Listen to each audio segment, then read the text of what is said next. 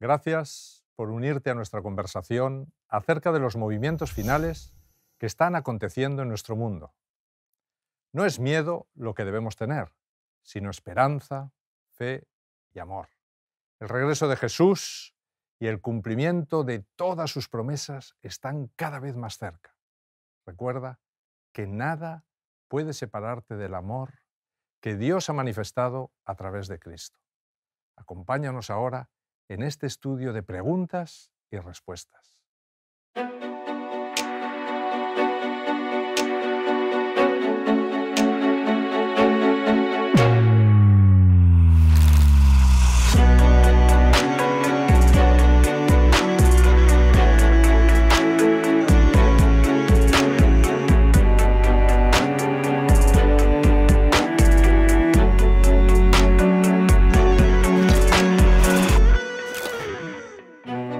Muy bienvenidos a este programa, quinto programa de nuestra primera temporada de Movimientos Finales. Es un placer el volver a compartir mesa aquí con mi compañero, con Sergio Martorell. Un placer también, Óscar, estar contigo. Hoy tenemos un programa especial. No contamos con un invitado, pero contamos con todas las preguntas que nos habéis hecho llegar a través de diferentes medios y que, bueno, pues vamos a intentar contestar. Hemos preparado lo mejor posible para contestaros a todos. Posiblemente no podrán ser respuestas detalladas de cada uno de las particularidades que tiene cada texto, porque son temas amplísimos, pero vamos a intentar dar un resumen general que intente contestar la pregunta. Es una primera temporada en la que, a partir de Mateo 24, desde luego se suceden preguntas que nos parecen interesantísimas y que, bueno, pues eso, como tú bien dices, vamos a intentar contestar de forma resumida para también ampliar el conocimiento a aquellos que quieran hacerlo y desearlo a través del estudio profundo de la Biblia. Así que, si os parece, esta es la pregunta con la que comenzamos. ¿Predijo Jesús que volvería en su generación? ¿Falló? ¿Qué quiso decir Jesús con no pasará esta generación? Mateo 24:34. El texto de Mateo 24:34 dice: de cierto os digo que no pasará esta generación hasta que todo esto acontezca. Jesús está hablando de una generación y pareciera, ¿verdad?, que con la generación que tenía delante, todas estas cosas, estas señales de las que habla Mateo 24, se han ido sucediendo, pero Cristo no ha venido. Eso es. Y sin embargo vamos a intentar contestar qué es lo que realmente está queriendo decir. Recordemos el contexto. El contexto de Mateo 24 tiene que ver con una pregunta que hacen los discípulos, porque han quedado extrañados por la respuesta que Jesús les ha dicho cuando, admirando la belleza del templo, han dicho: ¿has visto todo esto? Y Jesús les contesta, les dice: ¿veis todo esto? Os aseguro que de todo esto no quedará piedra sobre piedra. Hay un rato de silencio, llegan al Monte de los Olivos y entonces los discípulos en el versículo 3 preguntan: dinos, ¿cuándo sucederán estas cosas y cuál será la señal de tu venida y del fin del mundo? Así es que descubrimos que los discípulos están haciendo dos preguntas diferentes. La primera sería: ¿cuándo sucederá esto? Es decir, ¿cuándo sucederá toda la destrucción del templo y toda la destrucción de Jerusalén? Esa sería la primera pregunta que ellos están haciendo, y además emplea un término que es un término griego que es tauta, que se ha traducido por todo esto, ¿no? Y la segunda parte de la pregunta tiene que ver con la parusía, con la segunda venida, y utilizará la palabra sinteleia para hablar del fin del mundo, el fin de nuestra época. Así que vemos que la pregunta tiene dos partes bien diferenciadas. Así es. Entonces, esas dos partes quiere decir que los discípulos están uniendo el templo con el fin del mundo, y Jesús está separando completamente la destrucción del templo del fin del mundo. Y va a utilizar la misma palabra tauta para hablar de estas cosas, para hablar esta generación. Lo que está diciendo él es que esta generación que él tiene presente, gente que vivirían 40 años más porque los discípulos eran relativamente jóvenes, verían con sus propios ojos el cumplimiento de la primera parte de la profecía, es decir, la destrucción del templo, efectivamente, y la destrucción de Jerusalén. Pero no se refiere al fin del mundo. Exactamente. Así es que realmente Jesús no está fallando en la respuesta, sino que está acertando plenamente. El problema es que nosotros lo leemos equivocadamente. Pensamos que está refiriéndose a toda la profecía, pero se está refiriendo a la primera parte de la pregunta: ¿cuándo serán estas cosas? Exacto. Pues estas cosas, que es la destrucción del templo, será en vuestra propia generación. Así es. Muchas gracias, Sergio. Vamos con la segunda pregunta, también muy interesante, también basada en Mateo 24, que dice, te permito que la leas, está en pantalla. ¿Siempre ha habido guerras, hambre y enfermedades? ¿Por qué ahora es diferente? Es una muy buena pregunta. Ya lo creo. De hecho, pareciera como que el texto de Mateo 24 enfatiza que cuando veamos hambres, pestes, terremotos, guerras, va a ser la señal de que Cristo viene. Pero Jesús dice, no, todo esto es principio de dolores. Así es. Porque lo que él va a intentar es hacer un símil entre las señales que nos indican que estamos cerca del tiempo del fin con el embarazo de una mujer, con las contracciones y con el parto. Y fijaos cómo dice Marcos capítulo 13, versículo 8, dice así, porque se levantará nación contra nación y reino contra reino, habrá terremotos en diversos lugares, habrá hambres. Estas cosas son principio de los dolores del alumbramiento. Así es. Y Pablo, fíjate que añade también en 1 Tesalonicenses 5:3, cuando estén diciendo paz y seguridad, entonces vendrá sobre ellos destrucción repentina como los dolores a la mujer encinta y no escaparán de ningún modo. Así que establecemos claro que en el símil del embarazo y del posterior parto de una esposa o de una mujer, ¿verdad? Lo que está diciendo el texto bíblico es que las señales se irán multiplicando en frecuencia, cada vez serán más frecuentes, pero también en intensidad, así como las contracciones del principio de la labor de parto son muy distintas en frecuencia y en intensidad con las últimas cuando el bebé ya está por nacer. Sí, y además es interesante, pero no olvidemos nunca que la gran señal de Mateo 24 para que todo termine es la predicación del Evangelio. ¿Cierto? Así que guerras, hambres, pestes, nación contra nación siempre ha habido, pero no es la señal inequívoca de la que nos habla Jesús, porque la señal es precisamente lo que acabas de decir, que el Evangelio será predicado. Exacto. Vamos allá, entonces, con la siguiente pregunta. Cuando leemos en Apocalipsis 16, 14 y 16 sobre la batalla de aquel gran día del Dios Todopoderoso, ¿está prediciendo una tercera guerra mundial antes de la segunda venida de Cristo? Sí, es interesante esta pregunta porque realmente la Biblia no predice si habrá una tercera guerra mundial, igual que no predijo ni la primera ni la segunda guerra mundial, que fueron terribles y mataron a millones y millones de personas. Así es que realmente la Biblia no nos habla de, o no se enfoca en las batallas bélicas con armamento. Fíjate que en Mateo 24:6 Jesús dice que oiréis guerras y rumores de guerras. Mirad que no os turbéis, porque es necesario que todo esto acontezca, pero aún no es el fin. Es que es muy interesante la última frase, ¿no? Pero aún no es el fin, porque Jesús enfatiza que no será un terrible conflicto bélico la señal del fin, ni lo que marque el fin de nuestra época. Exacto. Pero fíjate que también en Apocalipsis 16:14, ahí sí nos habla de una batalla. Y dice, nos habla de la batalla de aquel gran día del Dios Todopoderoso.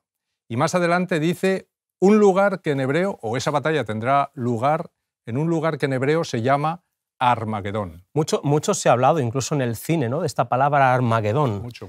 ¿Qué significa? Porque además dice que en hebreo significa Armagedón. ¿Qué pista nos está queriendo dar este propio versículo? Claro, en hebreo significa Armagedón porque lo que nos está diciendo es que lo busquemos en hebreo. Es decir, que busquemos el significado de esta palabra en hebreo. Y esta palabra en hebreo tiene dos lecturas, dos lecturas muy aceptadas además por el mundo teológico, que una sería Ar, que significa monte, y otro sería Megidón, que significa de Megido. Así es que serían los montes de Megido. Y es interesante que en los montes de Megido tenemos rodeando una gran llanura, y una llanura rodeada por esos montes, que es la llanura de Jezreel, donde tuvieron lugar batallas muy importantes, porque quien dominaba esa llanura finalmente se apoderaba de la tierra de Canaán, ¿no? Así es que las batallas tenían lugar al norte y quien dominaba esa llanura finalmente dominaba toda la tierra.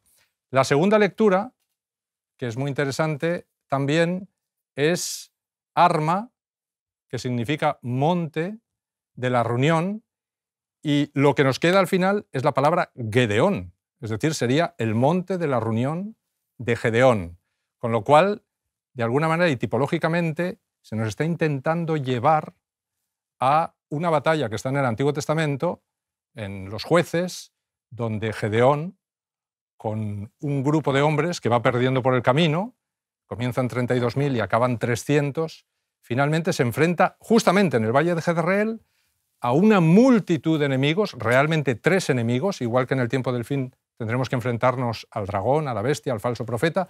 Él se enfrenta también a 3 enemigos con un remanente de 300 hombres, y la batalla no se produce un enfrentamiento físico, sino que Dios emplea armas espirituales, porque emplea un cántaro, una antorcha. Ellos no se mueven de su lugar, y Dios finalmente pelea la batalla por el ellos. enemigo se autodestruye por sí solo. Es por eso que defendemos por lo que decimos en Mateo 24, pero aún no es el fin. Exacto. Y con lo que acabamos de explicar, con las dos posibles interpretaciones de la palabra Armagedón en hebreo, es por eso que nosotros pensamos que no es una batalla literal, Exacto. física, sino que es una batalla de orden espiritual. Es una batalla entre la verdad y el error, Claro. donde se invita en el libro de Apocalipsis a todos los habitantes de la tierra a tomar una decisión por parte de la verdad o creer en la mentira. Exacto. Eso es lo que creemos con Armagedón. De hecho, hay un texto muy interesante que tenemos en pantalla que dice así, en el libro de Joel, en el capítulo 3, versículo 14, muchos pueblos en el valle de la decisión, que es el valle del que estamos hablando, Exacto. Sergio, ¿verdad? Así es. Porque cercano está el día de Jehová en el valle de la decisión. Es interesante el de Joel. Sí, muy interesante porque además fíjate que está diciendo todos los pueblos, es como si dijera que todos los pueblos de la tierra se van a enfrentar a una decisión trascendente en sus vidas, tendrán que escoger justamente entre la verdad y el error, y vemos que el Nuevo Testamento sobre todo siempre se enfoca en batallas espirituales, no se enfoca en batallas bélicas con armamento, no, se enfoca en batallas espirituales. Es decir, el cristiano siempre se enfrenta a una lucha contra Satanás. Esta es la idea, ¿no? Y tenemos, por ejemplo, como en Efesios 6:11, el apóstol Pablo tiene un texto muy famoso en el que él invita a todos los cristianos a ponerse la armadura. Así es que para Pablo la vida del cristiano es una batalla diaria contra el mal, ponerse toda la armadura de Dios para que podáis estar firmes contra las asechanzas del diablo. Es que Pablo vivió su vida realmente como si viviera una batalla espiritual. De hecho, en la última carta que él escribe, en 2 de Timoteo, cuando ya está escribiendo su despedida, el texto que también conocemos de memoria, he peleado la buena batalla, Exacto. He acabado la carrera, he guardado la fe. Pablo concibió la vida del cristiano como una vida de batalla. De hecho, a su joven discípulo y amigo Timoteo le dice, pelea la buena batalla. Porque la batalla de la que estamos hablando, efectivamente, Sergio, como vemos en toda la Biblia, es una batalla espiritual que tendrá su final en un momento de decisión en ese valle, en la batalla del Armagedón. Exacto. Es muy interesante también que la Biblia nos habla de 6 grandes batallas, ¿no? Grandes batallas espirituales. Una es la batalla en el cielo, de la que me habla gran parte de la Biblia. Otra es la batalla que tuvo lugar en el Edén, donde Satanás consigue conquistar nuestro mundo y arrebatárselo a Dios y a nuestros primeros padres. Pero Jesús recupera nuestro mundo en la terrible batalla de la cruz. Y finalmente se nos describe, sobre todo en el Apocalipsis y en Daniel, la batalla de los 1260 años, en que hay una deriva de la iglesia en el desierto, una iglesia que comienza a apostatar y a alejarse de Dios porque Satanás ha conseguido de nuevo entrar dentro de la iglesia. Pero Dios protege durante esos 1260 años al pequeño remanente. Exacto, y además Dios consigue sacar un remanente que recupera toda la verdad, y ahora nos vamos a enfrentar a la batalla del Armagedón, que es la batalla de la decisión, la última gran batalla antes de la segunda venida de Cristo, entre la verdad y el error. Y solo nos quedará una batalla, donde Satanás será definitivamente destruido, que es la batalla de Gog y Magog, que ocurre después del milenio. En el lago de fuego. Exacto, cuando todos los enemigos serán destruidos en ese lago de fuego. Para mí, la esperanza es que todas las batallas que ha habido hasta ahora, Satanás las ha perdido. Así es. Así es que las 2 que nos quedan, sabemos que las va a perder también. Y esto es una esperanza maravillosa para todos nosotros. Así es. Pues muchas gracias, Sergio, por esta explicación. La verdad. Vamos con la siguiente pregunta. Estamos disfrutando muchísimo de lo que nos han hecho llegar los telespectadores, así que vamos con la siguiente. Dice, ¿cuán fiable es la profecía bíblica? ¿Se puede confiar en un libro tan viejo? Pues es una muy buena pregunta, y recuerdo el otro día que estábamos sentados charlando con nuestro amigo Daniel Pose y ya citábamos este texto que quiero leer a continuación. Pero el contexto es el siguiente. Está Pedro recordando la experiencia que él tuvo en el Monte de la Transfiguración, y él dice, yo escuché la voz que sonaba desde el cielo, este es mi Hijo amado. Yo lo vi, él vio a Jesús transfigurado. Pero mirad cómo dice el apóstol Pedro, dice, pero tenemos como más segura la palabra profética, a la cual hacéis bien en estar atentos como una lámpara que alumbra en lugar oscuro, hasta que despunte el día y el lucero de la mañana alboree en vuestros corazones. Conociendo primero esto, que ninguna profecía de la Escritura procede de interpretación privada, porque nunca la profecía fue traída por voluntad humana, sino que los santos hombres de Dios, hablando siendo inspirados por el Espíritu Santo. Me encanta ese texto, Sergio, porque lo que dice aquí es que, aunque yo lo vi, si a mí no me creéis, lo que tenéis como seguro es la profecía. Exacto. Aparte, la profecía es una prerrogativa divina, porque solamente Dios puede anunciar el futuro. No hay ningún ser humano que pueda hacer esto. Así es que es una prueba fantástica de la existencia de Dios. Fíjate lo que dice Isaías 46, 9 y 10. Dice, acordaos de las cosas pasadas, desde los tiempos antiguos, porque yo soy Dios, y no hay otro Dios, y nada hay semejante a mí, que anuncio lo por venir desde el principio y desde la antigüedad lo que aún no era hecho, que digo, mi consejo permanecerá y haré todo lo que quiero. Es realmente impresionante, así es que solo Dios puede hacer todo lo que quiere en el futuro sin ningún cambio. Es interesante, ¿no? Porque Dios se presenta en la Escritura como el creador, una prerrogativa única de Él, pero también como el único que puede anunciar desde el principio al final. Sí. Y esto es muy interesante. De hecho, cuando vamos al Antiguo Testamento encontramos casi 300 referencias proféticas acerca de cómo sería el Mesías, desde su nacimiento hasta su resurrección, y Jesús las cumple todas. Así es. Eso para empezar. Cuando vamos al Nuevo Testamento, y ya que estamos en movimientos finales, enfaticemos la gran promesa que nos falta por ver cumplir, que es la segunda venida, encontramos que en el Nuevo Testamento, de los 260 capítulos que encontramos, hay, o por lo menos la segunda venida como promesa se repite 318 veces. Eso significa que 1 cada 25 versículos es la promesa de la segunda venida en el Nuevo Testamento. Diríamos también, Sergio, hablando de la profecía bíblica, que es un tema apasionante, que el 90% de la Biblia es de contenido de profecía predictiva. Es decir, es el único libro que se somete realmente a la exigencia de que se pueda comprobar que tiene razón. Todos los libros sagrados, otros libros sagrados que hay de otras religiones, no contienen esto, porque Jesús dice, o Dios dice, no, esta es mi prerrogativa. Yo sí que anuncio el fin desde el principio, y lo podemos comprobar en la historia. Sí, para mí realmente la profecía es una de las mejores pruebas racionales que tiene el ser humano de comprobar que Dios es Dios y que Dios realmente existe, ¿no? Recuerdo ahora el caso, hay muchos casos, pero recuerdo el caso de Belsasar, por ejemplo, que es citado por Daniel en uno de sus capítulos, un rey del que no se conocía absolutamente nada en la historia, no se había encontrado ni la más mínima cita ni el más mínimo vestigio histórico. Esto permitió que los grandes críticos de la Biblia pues comenzaran a criticar la Biblia diciendo, ¿veis cómo al final es un cuento, todo es un invento de los seres humanos?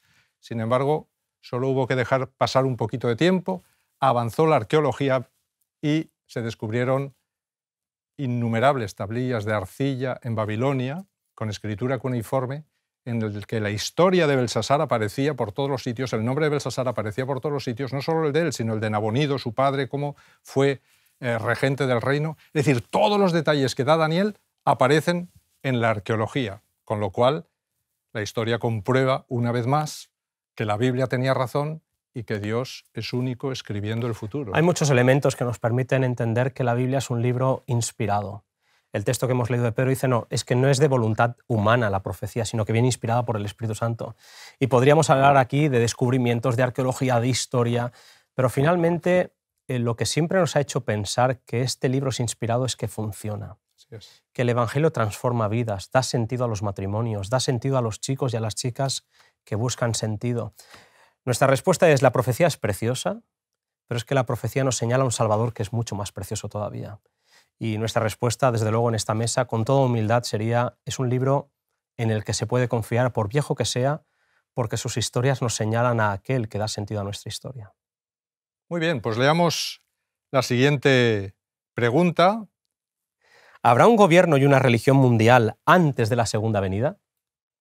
Es una pregunta también muy interesante y realmente, pues desde la Torre de Babel tenemos evidencias de que el ser humano ha querido montar una globalización, es decir, ha querido crear un gobierno mundial con una religión mundial, que es lo que teníamos en Babel, y luego descubrimos también, tanto en Daniel como en Apocalipsis, que esa búsqueda de la globalización, esa búsqueda de unir a todas las naciones en un imperio mundial, sigue a través de Babilonia, Medo-Persia, Grecia, Roma. Y aunque se nos describe la división de Roma, es decir, vemos que Roma se va desintegrando en esos trozos de hierro, en las piernas de hierro, ¿verdad? Descubrimos también en esa profecía de Daniel 2 que hay un elemento ahí extraño a los metales, que es el barro cocido de alfarero.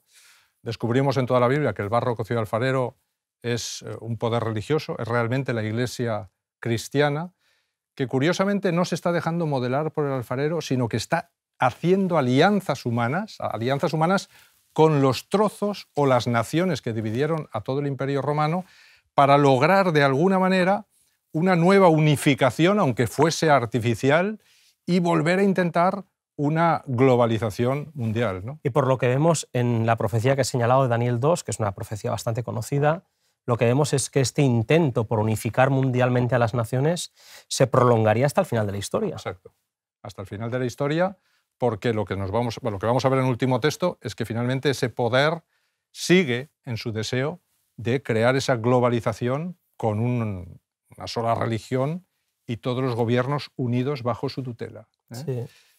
En la historia, me contabas antes, ¿no?, el tema de las dinastías, de cómo de alguna forma, pues a través de alianzas, el papado que fue... Sí, hay un ejemplo muy claro que es el ejemplo del papado intentando unir justamente a todas las naciones europeas para volver a montar el Imperio Romano, ¿no? Y fue un imperio que duró desde el año 1000 hasta el 1800, que es cuando la Revolución Francesa le quita el poder político, y bueno, llamó esto el Sacro Imperio Romano Germánico, ¿no? Es decir, todo un intento de volver a unificar todo bajo un solo poder y una sola religión. A pesar de que el texto bíblico nos dice, ¿verdad?, y lo podemos leer en pantalla en el capítulo 12 del libro de Marcos, un principio que debería también ser válido para lo que estamos hablando, y es: dad al César lo que es del César y a Dios lo que es de Dios. Porque según la Biblia tiene que haber separación total entre el poder político y el mundo religioso. Cosa que no vemos justamente en este intento de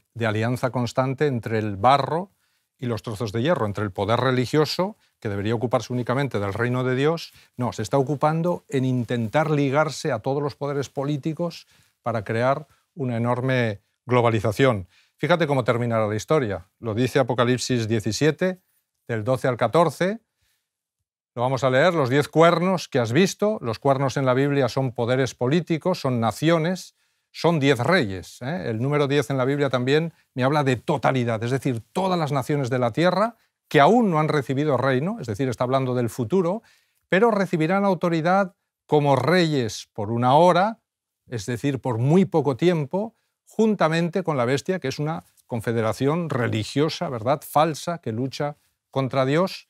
Estos tienen un mismo propósito: entregarán su poder y autoridad a la bestia, a esta confederación religiosa, y pelearán contra el Cordero, y el Cordero los vencerá, porque es Señor de señores y Rey de reyes, y los que están con él son llamados elegidos y fieles. Amén. Así es que vemos que este intento, igual que en Babel hubo un intento de globalización al principio de la historia que fue desbaratado por Dios, el intento final por unir a todas las naciones bajo un solo gobierno y una sola religión, pues también va a ser desbaratado por Dios, porque va a afrontar directamente a Jesús.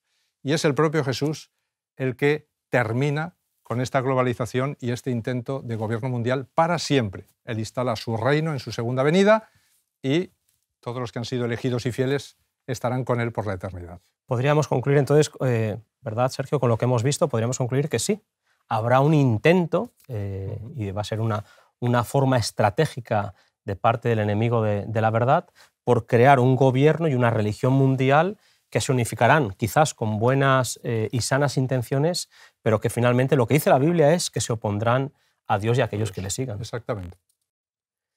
Muy bien, pues vamos allá con la siguiente pregunta. Sergio, esta también es para ti, así que atento. ¿Quién es el anticristo y qué significa el número 666? También una pregunta muy interesante y muy complicada de contestar en todas las facetas y todos los aspectos que tiene, ¿no? El anticristo es un poder religioso, que suplanta a Dios de alguna manera, por eso el nombre de anticristo. Y el número 666, esto así en resumen, sería el proyecto de ese anticristo. Es decir, está marcado simbólicamente por ese número, veremos al final por qué. Así es que, bueno, es un término que solamente emplea Juan. Juan es el único que habla en este término en varios versículos de la Biblia, y anticristo, la palabra anti, pues significa en lugar de, es decir, es aquel poder que se pone en lugar de Cristo. Es un matiz muy importante este que estás diciendo, porque anti para nosotros es en contra de.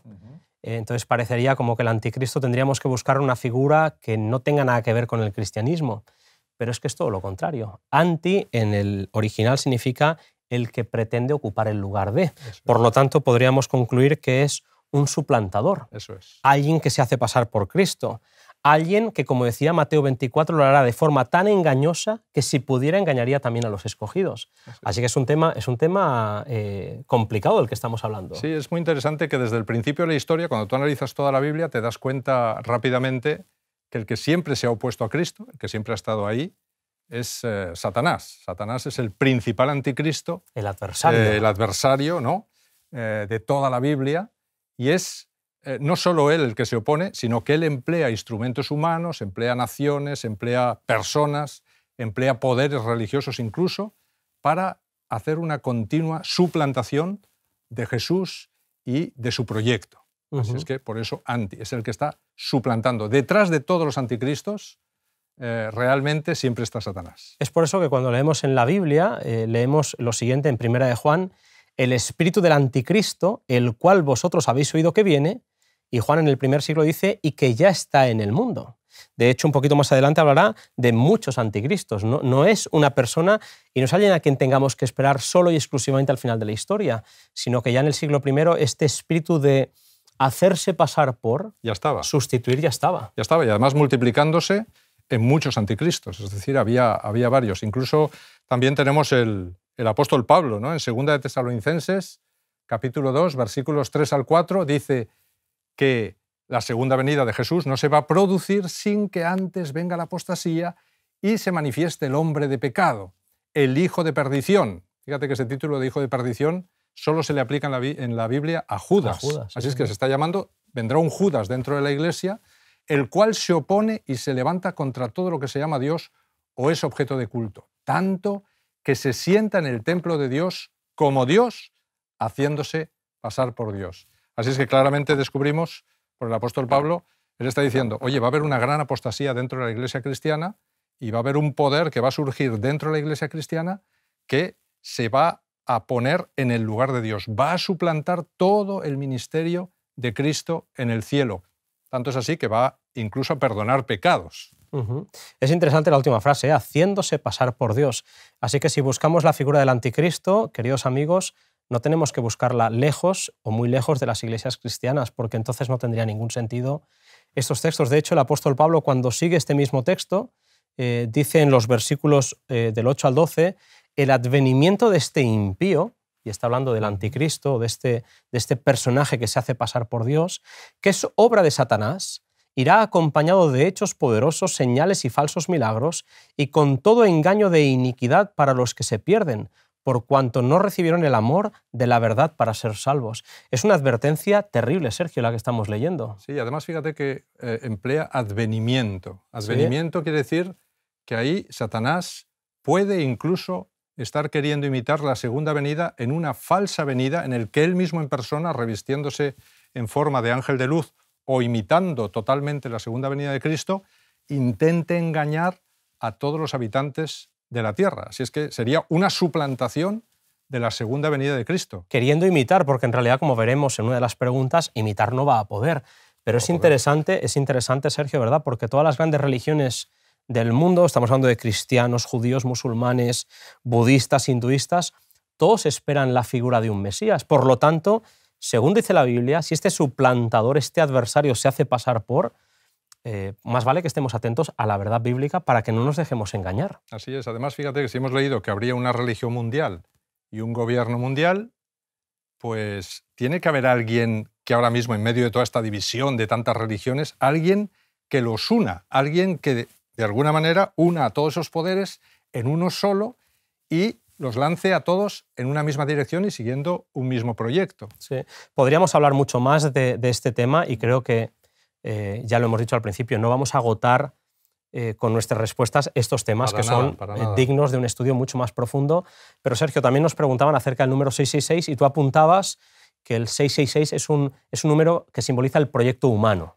Sí, es el proyecto humano porque el número 6 en toda la Biblia siempre me habla de lo que el hombre hace con sus manos. Lo tenemos en en textos bíblicos clarísimos, ¿no?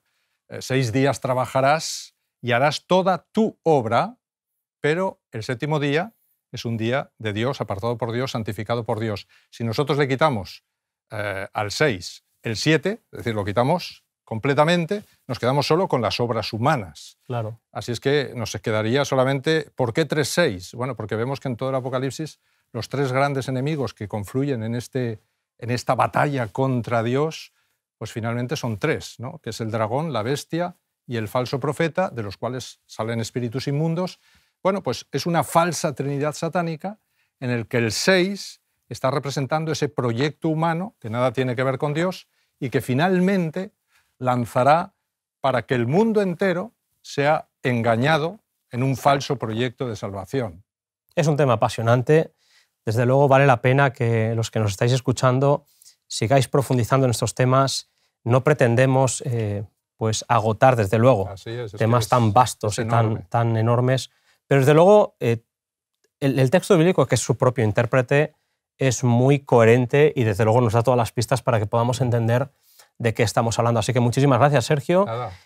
Pues vamos allá, Sergio, con la siguiente pregunta, una pregunta de las que a mí me gusta dejarte a ti para que seas tú el que te explayes. Así que esta es la pregunta que nos mandan desde Internet. Dice, he oído que el espiritismo y los extraterrestres tendrán un papel predominante en los acontecimientos finales de nuestro mundo. ¿Qué me podéis decir al respecto? Es una pregunta complicada, pero desde luego nosotros descubrimos que desde el principio de la historia, ya en Génesis, tenemos pues a Satanás empleando una serpiente como el primer medium de la historia. Él está invisible, él habla y la serpiente es la que aparece. Por supuesto, Eva es engañada completamente y cree que, bueno, pues que realmente la serpiente ha adquirido el don del habla al comer del fruto y que por lo tanto no pasará nada si ella come. Pero también sabemos por la Biblia, sobre todo por el último libro de la Biblia, cuando se nos describe que ese ser que está allí invisible es Satanás, es aquel que ha sido expulsado del cielo, por lo tanto es también un extraterrestre y no solo se ha marchado él del cielo, sino que sabemos que se ha marchado con millones y millones de ángeles, de hecho, el texto, como él, y es expulsado, ¿no? Disculpa, Sergio, pero es que solamente por reforzar un poco lo que estabas comentando, el texto de Apocalipsis, decías al final del libro, ¿no? El último libro de la Biblia, y fue lanzado fuera el gran dragón, la serpiente antigua, referencia al Génesis, que se llama Diablo y Satanás, el cual engaña al mundo entero, fue arrojado a la tierra y sus ángeles, no fue solo, fueron arrojados con él. Claro, fíjate que entonces ahí tenemos aquí a millones y millones de extraterrestres viviendo con nosotros, de alguna manera, entre interactuando nosotros con los seres humanos. La pregunta entonces sería, ¿qué pasa? ¿Por qué no los vemos? No los estamos viendo. Claro, el apóstol Pablo contesta en el libro de Efesios el siguiente texto, porque no tenemos lucha contra carne y sangre, sino contra principados, contra potestades, contra los gobernadores de las tinieblas de este mundo, contra huestes espirituales de maldad en las regiones celestes.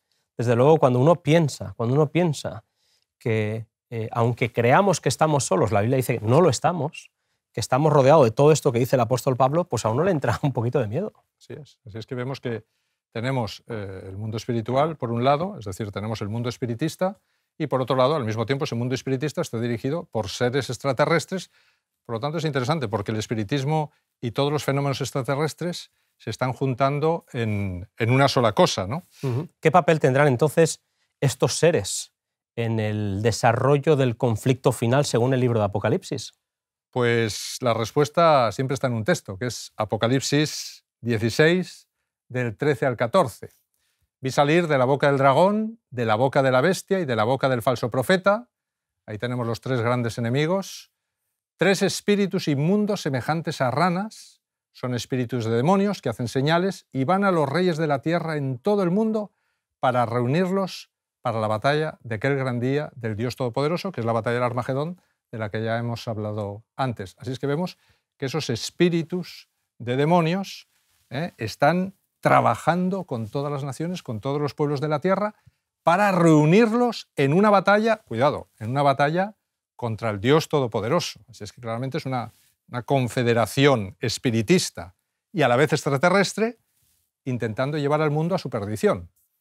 Hoy como nunca, Sergio, ¿verdad? Lo hemos estado comentando antes, pero hoy como nunca el mundo percibe que este planeta pues, tiene los días contados. Ya no es solamente que quizás personas que creemos en el texto bíblico, sino que muchas personas de diferentes ámbitos de la ciencia, etcétera, pues hablan finalmente del cuidado del planeta porque pues, se teme que esto se nos esté acabando. Y de hecho hemos escuchado, ¿verdad?, planteamientos que dicen no, pues para subsistir tenemos que empezar a encontrar otro planeta que sea parecido a nosotros. Y gastamos no sé cuántos miles de millones se gastarán, ¿verdad?, los gobiernos en buscar telescopios que nos permitan encontrar planetas que den las mismas condiciones. Sí. O hay quien dice, no, la ayuda tiene que venir desde fuera. Sí. Y de hecho Hollywood, que es un poco pequeño termómetro de lo que es la sociedad en la que estamos, cada vez nos plantea más películas de cómo supuestamente va a acabar el mundo, que si un meteorito, que si un maremoto, que si un cambio climático.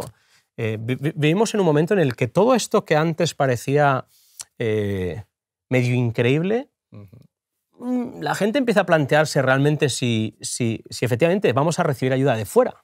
Claro. Y Hollywood también lo dice, ¿no? Porque todas las películas espiritistas, todas las películas extraterrestres, parece que todo está metido en un solo plano. Esto también lo anuncia el apóstol. Ya hemos leído este texto, pero lo vamos a volver a leer porque tiene mucho que ver con este tema en 2 de Tesalonicenses, capítulo 2, versículos 9 al 10. Y él dice, el advenimiento de este impío, que es obra de Satanás, irá acompañado de hechos poderosos, señales y falsos milagros, y con todo engaño de iniquidad para los que se pierden. De nuevo, habla de un advenimiento. Luego, ¿cómo aparecerá Satanás? ¿Cómo vendrá? ¿Qué apariencia tendrá? Oye, ¿usará naves extraterrestres como las que estamos acostumbrados a ver en las películas de Hollywood? ¿Vendrá como un ser todopoderoso, pero por supuesto del espacio, y hará que todas esas religiones que están esperando a alguien se unan frente al poder impresionante que demostrará? Y bien, vemos entonces que claramente la pregunta está bien hecha y, bueno, pues todos los eventos espirituales también están ligados con los eventos extraterrestres, porque es un extraterrestre el que está dirigiendo finalmente toda esta gran rebelión contra Dios. Hemos de decir que, aunque la gente se esté gastando miles de millones de dólares para buscar una salida al exterior, la ayuda del exterior ya ha sido prometida. Así. Y el que prometió que volvería vendrá. Y será Él el que termine con toda la injusticia y con toda la maldad en este mundo. No hemos de esperar ayuda de ningún extraterrestre extraño, sino que aquel que se hizo hombre es el que prometió volver y volverá. Y al final la ayuda descubres que viene del exterior, porque para el ser humano es imposible encontrar una solución. Por más que la busquen, por más que intentemos encontrar una solución no solo a nuestra vida, sino a las enfermedades, a los problemas, incluso a la destrucción de nuestro planeta actual, solamente la Biblia plantea que la ayuda va a venir del exterior y va a venir del propio Dios, como un arca de Noé, ¿no?, que vendrá en el último momento a recogernos, y Él sí será el verdadero extraterrestre que va a salvar a la humanidad. Así es. Así que tenemos como pregunta interesante el espiritismo, los extraterrestres. Creo que es un tema, Sergio, que deberíamos animar a nuestros oyentes a que sigan investigando en la Biblia. Desde luego las acechanzas y las estrategias del enemigo son claras, la Biblia nos las desenmascara. Sí. Estemos atentos porque Jesús lo que no quiere es que nos perdamos. Vamos con la siguiente pregunta. Sergio. En uno de los programas hablasteis de los 3 ángeles de Apocalipsis. ¿Quiénes son? Pues esta es una pregunta súper interesante. Y lo que hemos decidido es que es tan interesante, es tan amplia, que en lugar de darle respuesta en esta mesa, pues vamos a hacer una serie de programas, la segunda temporada de Movimientos Finales, en noviembre del 2020. Sergio, volveremos a estar juntos en la mesa, volveremos a tener invitados y hablaremos no solamente del mensaje de los 3 ángeles, sino que hablaremos del mensaje del 4º ángel, que nos parece lo más bonito que se nos promete en la Biblia. Del que se habla muy poco. Del que se habla muy poco. Y que su llegada va a permitir que finalmente la obra de predicar el Evangelio en todo el mundo sea posible. Así que, bueno, pues os invitamos a que no os lo perdáis. Movimientos Finales tendrá su segunda temporada, mes de noviembre. Ya estamos deseando, ya estamos pensando en cómo lo vamos a hacer, pero el mensaje de los 3 ángeles y la presencia del 4º ángel del que habla Apocalipsis va a ser la temática que trataremos en el 2020. Bueno. No lo contestamos ahora, pero si el Señor lo permite, lo podremos contestar un poquito más adelante. Vamos con la siguiente pregunta, entonces. ¿Podemos apresurar la venida de Jesús? Si no predicamos, ¿Cristo no volverá?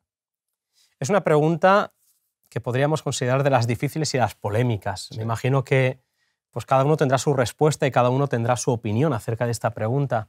¿Tiene el elemento humano que condicionar la voluntad de Dios? Dios, que es el único que sabe el día y la hora, ¿está condicionado porque los seres humanos hagan o no hagan? Si los seres humanos no hacen, entonces nunca podrá volver. Son preguntas súper interesantes. Lo que dice la Biblia es que la gran señal, como hemos dicho en Mateo 24:14 y lo hemos dicho varias veces, que la gran señal que indica que Cristo va a volver es que el Evangelio va a ser predicado a todo el mundo como testimonio y entonces vendrá el fin.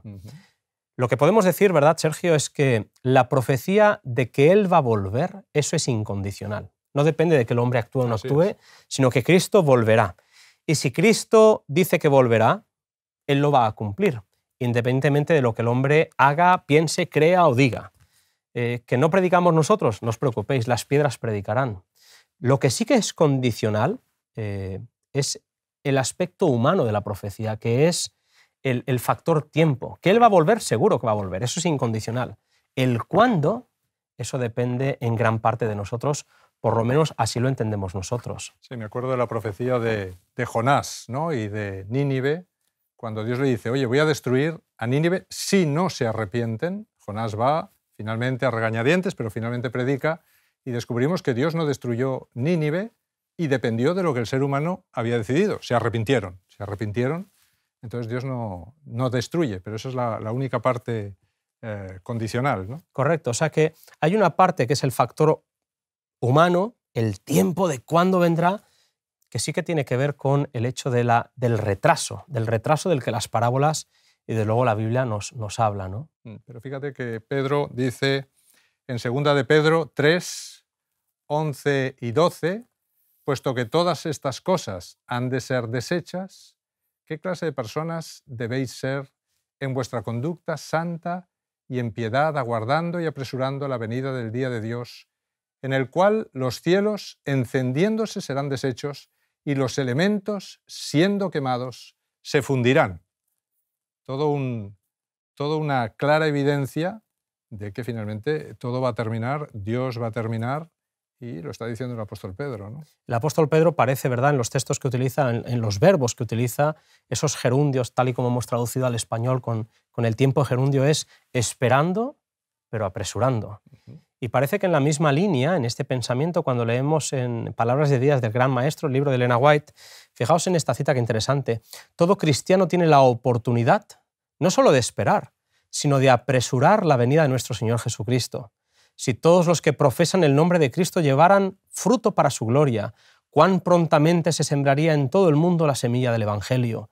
Rápidamente maduraría la gran cosecha final y Cristo vendría para recoger el precioso grano. Preciosa cita Hermosa. En la que claramente Elena de White está diciendo que nosotros tenemos también que estar ahí apresurando. Y hay otra cita también en El deseo de todas las gentes que dice, mediante la proclamación del Evangelio al mundo, está a nuestro alcance apresurar la venida de nuestro Señor.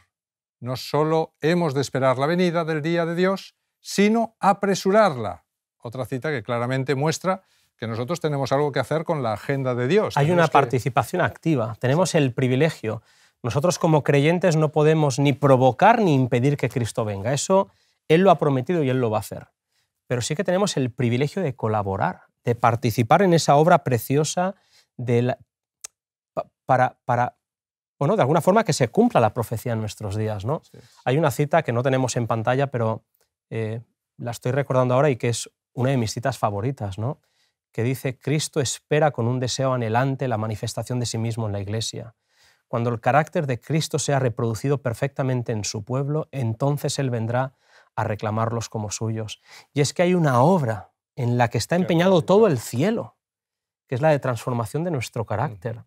Dios viene a buscar una iglesia que se le parezca, que tenga el mismo carácter lleno de amor, de misericordia, de gracia, de paciencia que Jesús nos manifestó. Tenemos un privilegio. No somos los que salvamos al mundo, pero Dios nos llama colaboradores de Él. Por lo tanto, para concluir, podemos apresurar la segunda venida y también la podemos retrasar. Todo depende de nuestras decisiones y nuestro deseo de que la profecía se cumpla en nuestros días. Así que hagamos nuestra parte, compartamos, vivamos el Evangelio y permitamos que el Señor pueda venir pronto ya que Él lo desea. Vamos con la siguiente pregunta, Sergio. La última La última pregunta es: ¿cómo será la segunda venida de Cristo y cómo podemos prepararnos para ese encuentro? Pues es una pregunta preciosa. Para terminar, ¿no? Y que sea la última, además, pues me emociona, porque es finalmente de lo que queremos hablar, de la segunda venida. Jesús dijo, y lo leímos el otro día en Juan 14, versículos del 1 al 3, no se turbe vuestro corazón, si creéis en Dios, creed también en mí. En la casa de mi Padre hay muchas moradas. Voy a preparar lugar para vosotros, y si me voy y os preparo lugar, aquí viene la promesa que da sentido a nuestra fe, vendré otra vez. Todo el Antiguo Testamento, leamos por donde leamos, hay montones de referencias a cómo será ese día, la segunda venida. He preparado unas cuantas referencias de cómo será ese día en el Antiguo Testamento. Por ejemplo, Zacarías afirma que será un día único, el cual es conocido solo de Jehová. También tenemos en Sofonías, que avisa que ese día está cercano. Tenemos a Habacuc, que afirma, aunque tarde, sin duda vendrá y no se retrasará. Miqueas declara que Jehová saldrá de su lugar y los montes se derretirán debajo de él. Leemos en el Antiguo Testamento descripciones que nos aseguran, nos afirman que la segunda venida será de todo menos silenciosa y secreta. Por supuesto. Que va a ser un momento espectacular. Y de hecho, si pasamos al Nuevo Testamento, en pantalla vamos a poner un texto de Lucas precioso que dice: entonces verán al Hijo del Hombre que vendrá en una nube, escucha, con gran poder y gloria. Todo el mundo lo verá, visible en una nube. Espectacular. Fíjate que también dice Apocalipsis 1:7, he aquí que viene con las nubes y todo ojo le verá, y los que le traspasaron y todos los linajes de la tierra harán lamentación por él. Todo ojo lo verá. Todo ojo lo verá continuamente. Todo oído lo oirá, porque viene con gran poder y con gloria. Si seguimos leyendo en el Nuevo Testamento, en el capítulo 24, que nos ha acompañado durante todos estos días, leemos en el versículo 27, porque como el relámpago que sale del oriente se muestra hasta el occidente, así será también la venida del Hijo del Hombre. Está lleno de textos, la verdad, todo el Antiguo Testamento y el Nuevo Testamento hablando de esta segunda venida visible.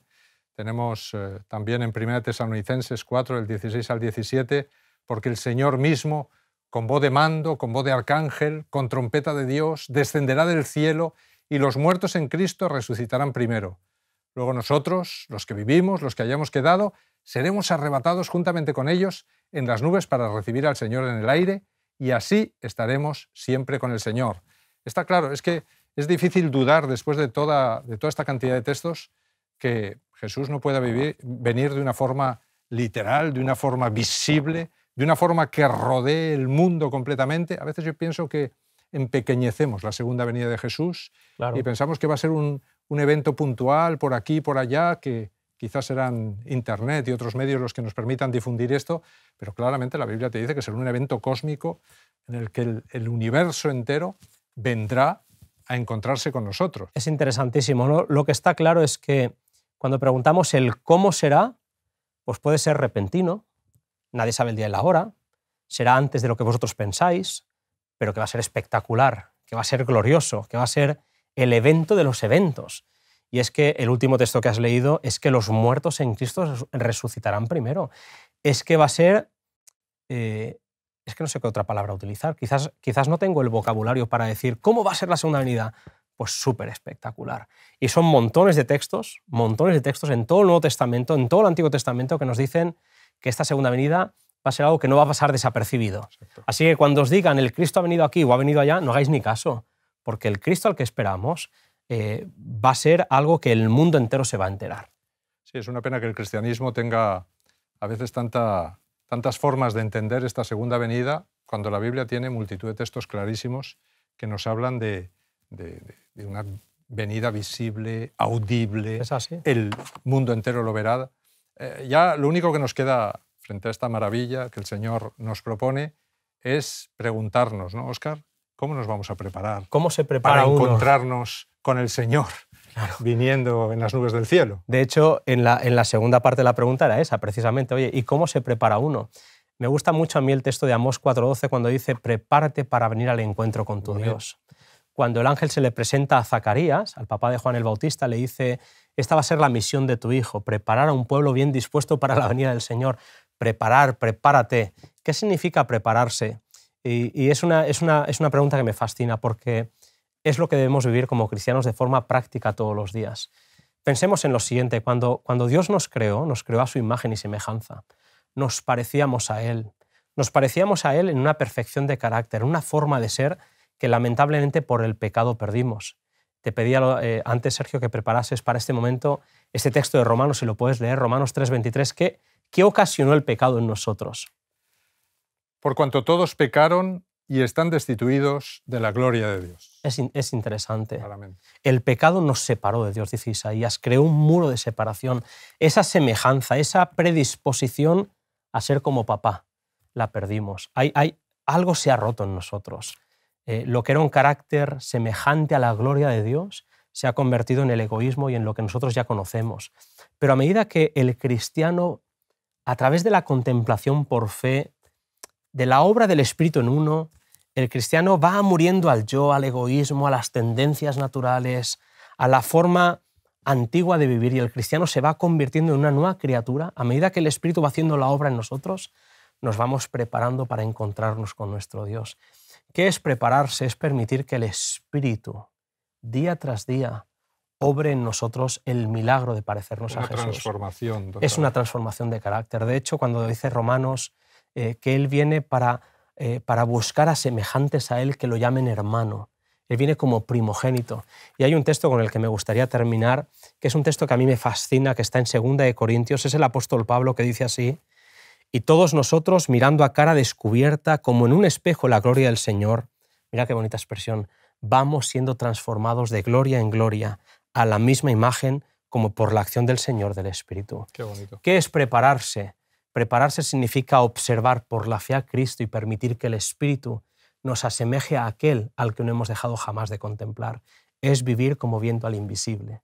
Esto es fe y esto es prepararse. La verdad es que escuchando todo esto te dan ganas de que Jesús venga ya. Amén. Que Jesús se presente ya y podernos ir todos con Él, ¿no? Así es. A ese mundo donde ya no habrá ni dolor, ni sufrimiento, ni muerte, ni llanto, y donde todas nuestras tristezas terminarán. Así es que qué hermoso el mensaje de la Biblia, que finalmente nos ha llevado, y la profecía, que finalmente nos ha llevado a este encuentro maravilloso con esa segunda venida, con Jesús, en el que todos, absolutamente, todos podemos estar. Todos. Esa ha sido nuestra intención, Sergio. Al ver lo que está pasando en el mundo, los movimientos finales, lo que queremos decir es, todo esto señala que Cristo está pronto a volver. Bueno. Y que nosotros lo que más deseamos es que el Señor, en su misericordia, nos prepare para el encuentro con Él. Bueno. Así que muchísimas gracias, Sergio, por todos estos programas que hemos compartido. Ha sido un placer, Óscar. Ha sido muy bonito, ¿verdad?, el poder contar también con nuestros compañeros, poder hablar de estos temas con la Biblia.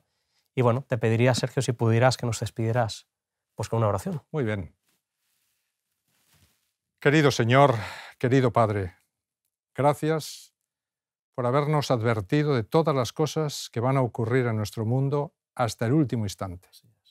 Gracias porque tú has prometido que caminarás con nosotros todos los días hasta el fin. Gracias, Señor, porque no dejarás que perezcamos aquí para siempre, sino que vendrás a buscarnos. Solo queda decir una cosa, Señor, después de las gracias infinitas, y es que no permitas que ninguno de los que estamos aquí, ninguno de todos los espectadores que han visto este programa, que ninguno nos perdamos, Señor. Te pido por todas las personas, Señor, que te buscan de corazón, para que tú las bendigas, para que las cuides, para que las acompañes y para que un día podamos encontrarnos todos juntos a tu alrededor en el cielo. Amén. En el nombre y por los méritos de Jesús te pedimos todo esto. Amén. Amén. Amén, amén. Pues muchísimas gracias, Sergio. Óscar, que Dios te bendiga, ha amigo. sido un placer. Seguimos contigo. Y nos vemos en noviembre. Si Dios quiere. Movimientos finales si Dios quiere. 2. Dios te bendiga. Será una maravilla. Amén. No es sensacionalismo. Puede parecer locura, pero Cristo vuelve. Las señales se multiplican, aumentan en intensidad y frecuencia. Nuestra conversación ha tenido como objetivo invitar a que las personas crean, porque creyendo viviremos. Confía en Dios. Únete a Él en oración y estudia la Biblia cada día, compartiendo tu esperanza con los demás. Jesús te dice, no se turbe vuestro corazón. Si creéis en Dios, creed también en mí. En la casa de mi Padre hay muchas moradas. Si así no fuera, yo os lo hubiera dicho. Voy pues a preparar lugar para vosotros, y si me voy y os preparo lugar, vendré otra vez. Que Dios te bendiga.